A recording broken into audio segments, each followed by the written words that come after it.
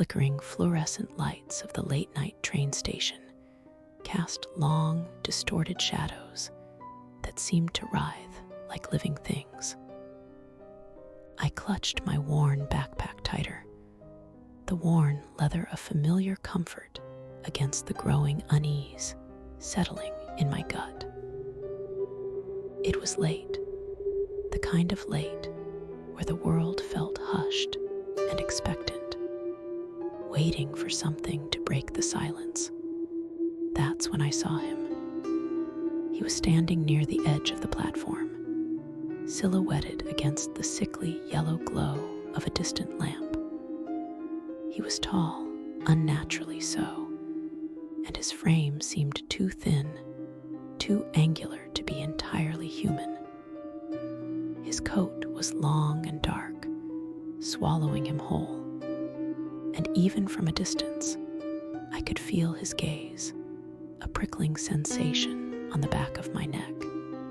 The train screeched into the station, a metal beast exhaling steam. As the doors hissed open, he moved, not walking, but gliding, his feet barely seeming to touch the grimy concrete. I hesitated, my usual routine of finding a quiet seat suddenly feeling like a desperate bid for safety. But there was nowhere to go.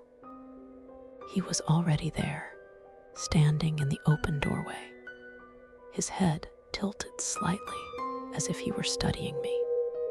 I stepped onto the train, my heart hammering against my ribs.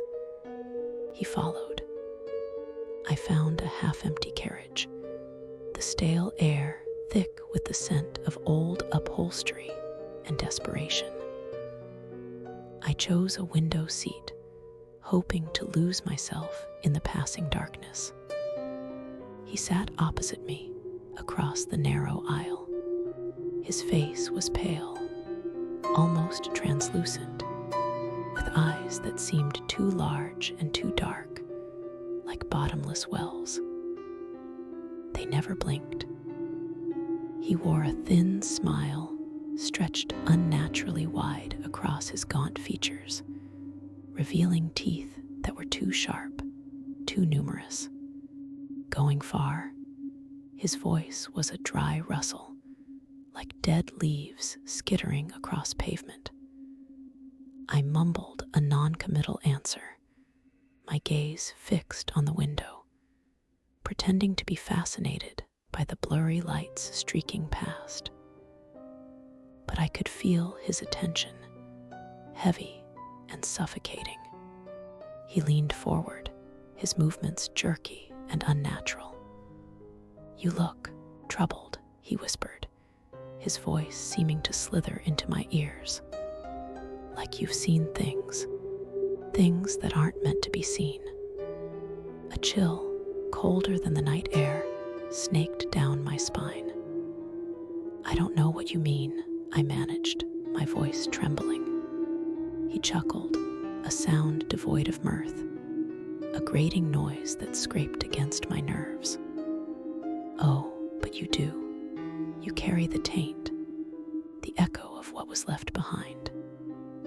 He reached out a hand, long, bony fingers tipped with nails like shards of obsidian. I flinched, pulling back. His smile widened, and for a terrifying moment, I saw a flicker of something ancient and hungry behind those dark eyes. "Don't be afraid," he crooned, his voice dropping to a hypnotic whisper. "We are kindred spirits. We understand the whispers in the dark, the things that claw at the edges of reality." The train lurched, throwing me against the seat. When I looked up, he was gone. The carriage was empty, save for a few scattered, sleeping figures. But the air still felt heavy, charged with his presence.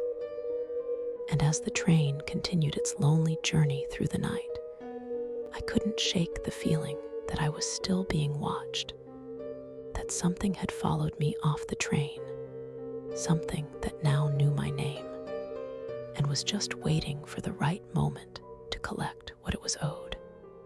The silence outside the train was no longer empty. It was filled with the sound of unseen things